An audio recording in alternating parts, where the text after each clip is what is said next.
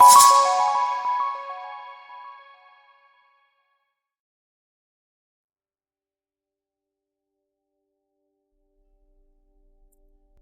શાળા. આજની વાર્તા છે ખાટમ ખાટું લાલમ લાલ. લેખક રાજીવ તાંબે, અનુવાદ અને રજૂઆત પલ્લવી ભટ્ટ. દાદીમાં ઘરે આવ્યા અને પોતાની શાકની થેલી નીચે મૂકી ખુરશી પર બેઠા. હાશકારો કરીને જેવા બેઠા ને ત્યાં તો પાછા દાદાજી પણ આવી પહોંચ્યા. અને દાદાજી કહે દાદીમાની આંખ સામે જોઈને કે કાન ખોલીને સાંભળી લો બધા, કે આજથી મારે ખાટું ખોરું કાંઈ પણ ખાવાનું નથી. પેટ કરવાઈ દે મને. ખાટું ખાવાની 1 મહિના સુધી બંધી કરી છે. એટલે મિહિરને મસ્તી સૂજી. એ કહે દાદાજી 3-4 કેરીની ચીરીઓ તમને મીઠું મરચું નાખી અને આપીશ તો તમને ચાલશે ને? એટલે દાદાજી એક આંખ બંધ કરી બીજી આંખો આમ પટપટાવતા કહે જરૂર ચાલશે હા કે. એટલે દાદીમાએ મોટા મોટા ડોળા ફાડ્યા.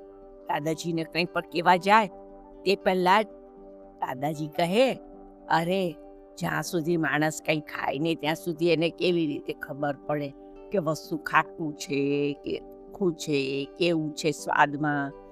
આપણે હંમેશા છે ને કોઈ પણ વસ્તુ પહેલા થોડી ચાખી જોવે અને ખાટું લાગે તો નીચે મૂકી દેવાની, બસ.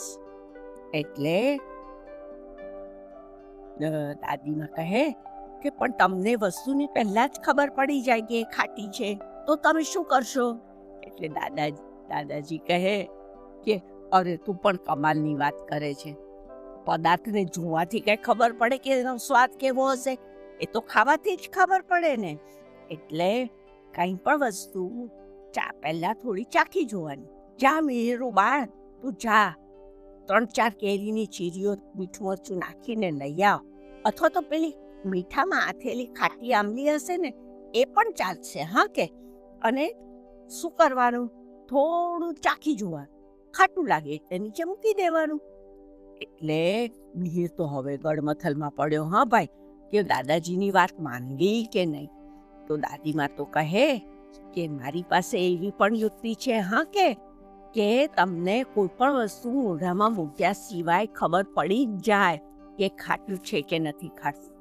તો તમારે એ રીતે કોઈ પણ વસ્તુ એમને મોઢામાં મૂકવાની નથી જ. નહીં જો આ વાત મારી નહીં માનો ને તો 1 મહિનો શું કાયમને માટે તમારું ખાટું ખાવાનું તદ્દન બંધ જ કરાવી દઈશ. હા સમજ્યા કે?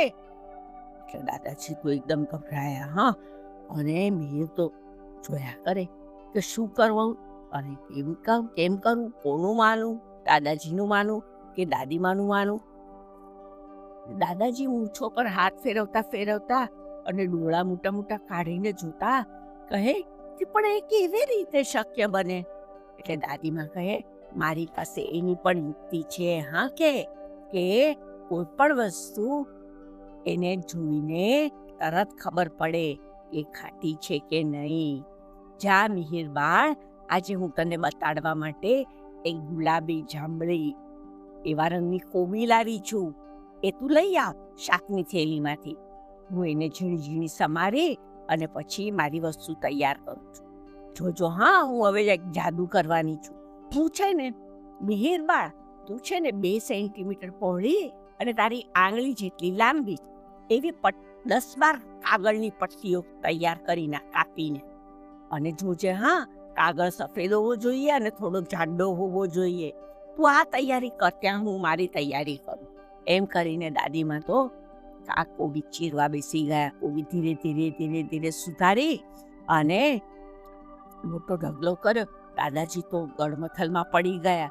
એમને તો ક્યાંય સમજ ન પડે. એમને તો મૂંઝવણ થઈ ગઈ. એમનું તો મોઢા ઉપર એકદમ મૂંઝવણ દેખાવા લાગી ને ચહેરો એકદમ ગડમથલમાં એકદમ ગંભીર થઈ ગયો. એ કહે કે શું તું હવે મને કાગળની પટ્ટીઓ ખવડાવીશ? એવી રીતે તું મને ખાટું ખાવાનું બંધ કરાવીશ? જોજો હા, હું કાગળની પટ્ટીઓ ખાવાનો નથી. તમે જ બધા ખાજો કાગળની પટ્ટીઓ ચામાં બોલીને. હું કઈ કાગળની પટ્ટીઓ ખાવાનો નથી. એટલે દાદીમાં કહે પણ તમને કોણ કહે છે કાગળની પટ્ટીઓ ખાવા માટે? આ તો જુઓ તો ખરા મારો જાદુ, એમ કરી અને દાદીમાએ તો રસોડામાં જઈને એક વાસણમાં પાણી લીધું અને ગેસ ઉપર ઉકાળવા મૂક્યું. એમાં પેલી સુધારેલી કોબી એમાં નાખી દીધી. આ બાજુ મીરને ખબર પડી ગઈ કે દાદીમાં કંઈક જાદુ કરવાના છે અને કંઈક નવો પ્રયોગ દેખાડવાના છે. એ તો હોંશે હોંશે પટ્ટીઓ કાપવા લાગ્યો, 2 સેન્ટીમીટર પહોળી અને પોતાની આંગળી જેટલી લાંબી. 10-12 પટ્ટીઓ કાપીને જેવો એ તો રસોડામાં ગયો ને, ત્યાં તો આ શો ચમત્કાર! પેલી કોબી ઉકળીને એકદમ પાણીમાં ગળી ગઈ હતી અને 5-7 મિનિટ કોબી ઉકળી, એમાં તો પાણી જાંબુડી રંગનું. મીર તો જોઈને ખુશ થઈ ગયો, તાળી પાડવા લાગ્યો. દાદીમાં, પાણી તો જો કેવું જાંબુડી રંગનું થઈ ગયું છે. એટલે દાદીમાં કહે, હવે તારી પટ્ટીઓ છે ને એ લઈ આ. એટલે દાદીમાએ ત્યાં સુધીમાં પાણીને ગાળી અને કોબી બાજુ પર કરી લીધી અને પાણી બધું એક વાસણમાં ભેગું કરી લીધું. એમાંથી થોડું પાણી કાઢી અને એક નાની વાટકીમાં મૂક્યું અને બાકીનું પાણી પાટલીમાં ભરીને ફ્રીજમાં પણ ગોઠવી દીધું. અને આ બાજુ તો મીહે જલ્દી પોતાની 10-12 પટ્ટીઓ કાપીને લઈ આવેલો ને, એ લઈ અને દાદીમાએ એ બધી પેલી વાટકીના પાણીમાં બધું પલાળી દીધું. એટલે છી, દાદાજી તો એવા કંટાળ્યા. અરે રે, આવી સરસ કોબી, આવું સરસ કચુંબર, એનું કેવું સરસ કચુંબર થાત અને મને ખાવા મળત. એને બદલે આ પાણી કર્યું ને આ ગંદુ કાગળ ભીંજાવ્યા ને હવે આવું ખવડાવશે મને. એટલે દાદીમાં કહે, તમે જરાય ગભરાતા નહીં, તમને કાગળ ખાવાનું કોઈ કહેશે નહીં, પણ આ જુઓ તો ખરા મારું જાદુ. એમ કરીને દાદીમાએ તો એ પટ્ટીઓને સૂકવી પણ દીધી. આ બાજુ દાદાજી અને મિહિર તો બંને જોયા જ કરે કે ખરેખર આ શું ચમત્કાર થવાનો છે આજે આપણા રસોડામાં. થોડી વારમાં તો છે ને પટ્ટીઓ સુકાઈ પણ ગઈ. હા ભાઈ, પછી તો દાદાજી કહે કે હું માનતો નથી કે કાગળની પટ્ટીઓથી ખબર પડે. એટલે દાદીમાં કહે, આ અમારી પટ્ટી છે ને હવે સાદી પટ્ટી નથી રહી કાગળની, એ તો જાદુઈ પટ્ટી થઈ ગઈ છે. હવે તમે જઈને રસોડામાંથી કંઈ પણ તમારી ખાટી ખોરી વસ્તુ લઈ આવો, હું તમને હમણાં બતાવું કે આ પટ્ટીઓ કેવો જાદુ બતાડે છે. એટલે જાંબળી થઈ ગયેલી પટ્ટીઓને બધીને વ્યવસ્થિત ગોઠવીને દાદીમાએ મૂકી. ત્યાં તો દળબડ દોડતા દાદાજી રસોડામાં ગયા, લીંબુ સંતરા બધું લઈ આવ્યા અને પછી દાદીમાની સામે બેઠા. દાદીમા તો કહે, હવે નીચોવો એક લીંબુનું ટીપું આ કાગળની પટ્ટી પર. અને જેવું લીંબુનું ટીપું કાગળની એક પટ્ટી પર પડ્યું ને દોસ્તો, ત્યાં તો પટ્ટી લાલમ લાલ શરમાઈને એકદમ લાલમ લાલ થઈ ગઈ. એટલે મિહિર કહે, અરે દાદીમા, જો તો ખરા, આ તો ચમત્કાર થયો. આ જો પટ્ટી તો જાંબળી હતી, એમાંથી લાલમ લાલ થઈ ગઈ શરમાઈને. એટલે દાદાજી કહે, હું નથી માનતો, હું હવે સંતરું મૂકીને જોઉં છું. એમ કરીને એમણે સંતરાની એક ફોડ કાપી અને પછી એને પણ કાગળની પટ્ટી પર મૂકી. તો આ શો ચમત્કાર, એ પટ્ટી પણ લાલમ લાલ થઈ ગઈ. એટલે દાદીમાં કહે, મારી પટ્ટીઓ જાદુઈ છે, એ શરમાઈને લાલમ લાલ થઈ ગઈ છે. એ એમ બતાવે છે કે આ પદાર્થ ખાટો છે. એટલે મીર તો તાળી પાડીને નાચવા લાગ્યો, વાહ વાહ તો જાદુઈ પટ્ટી, વાહ વાહ તો જાદુઈ પટ્ટી. એટલે દાદીમાં કહે, હવે બીજો જાદુ બતાવું, હા જોજે. એમ કરી અને પોતે રસોડામાંથી ખાવાનો સોડા લીધો, બાથરૂમમાંથી નાની સાબુની પલળેલી ગોટી લીધી અને એક પટ્ટી પર સોડાનું પાણી મૂક્યું અને એક પટ્ટી પર પેલી નાની પલળેલી સાબુની ગોટી મૂકી. તો આ શું ચમત્કાર, આ તો બીજો ચમત્કાર થયો. લાલ પટ્ટી પાછી પૂરી થઈ ગઈ. એટલે મેં તો તાળી પાડીને નાચવા લાગ્યો, વાહ વાહ વાહ, આ તો બીજો ચમત્કાર થયો. એટલે દાદીમાં તો ખડખડાટ હસી પડ્યા અને કહે કે હવે છે ને, તમારે કોઈ પણ વસ્તુ ખાવી હોય અથવા તો તમારે જોવું હોય તો સૌથી પહેલાં તમે આ મારી જાદુઈ પટ્ટીનો ઉપયોગ કરજો.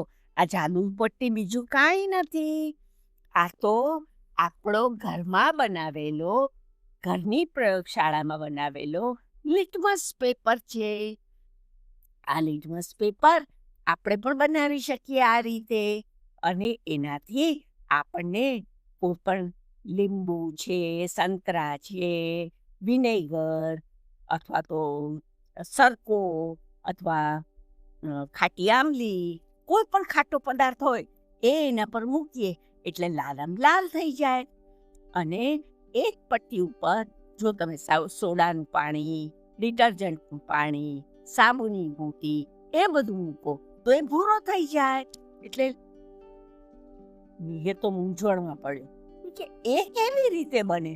દાદાજી તો માથું ખંજવાળવા લાગે, આ શક્ય જ કેવી રીતે થાય.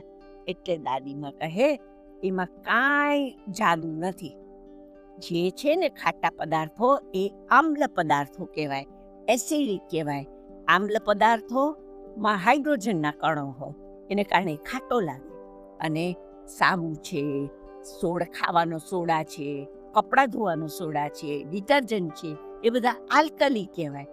આલ્કલી પદાર્થને જો લિટમસ પેપર ઉપર મૂકીએ તો એ ભૂરો થઈ જાય. અને આમ્લ પદાર્થ એટલે ખાટા પદાર્થને જો આપણે લિટમસ પેપર ઉપર મૂકીએ તો એ લાલમ લાલ થઈ જાય.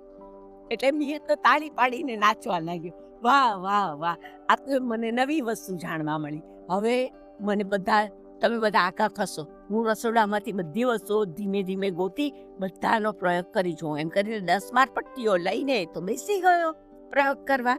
એટલે દાદાજી બોલ્યા, હા, હવે મને સમજાયું કે કોઈ પણ વસ્તુ ખાતા પહેલા લિટમસ પેપર ઉપર મૂકવાથી મારું મોઢું ખાટું નહીં થાય અને નહીં થાય. એટલે દાદીમાં ખડખડાટ હસવા માંડ્યા. તમે પણ તમારી પ્રયોગશાળામાં, તમારા ઘરમાં નાની પ્રયોગશાળા તમે પણ ઊભી કરી શકો છો. તમે પણ તમારા બનાવેલા લિટમસ પેપર ઉપર આવી રીતે પદાર્થ મૂકીને જોઈ શકો છો. કાંદા મૂકો, દ્રાક્ષ મૂકો, બીટ મૂકો, જુઓ કે લિટમસ પેપર ઉપર શું અસર થાય છે. ચાલો બાળકો, તમે એ પ્રયોગ કરશો ને તમારા ઘરમાં, તમારી જ પ્રયોગશાળા. ચાલો બાળકો, થઈ જાઓ તૈયાર પ્રયોગ કરવા માટે થઈને. નમસ્તે બાળ મિત્રો.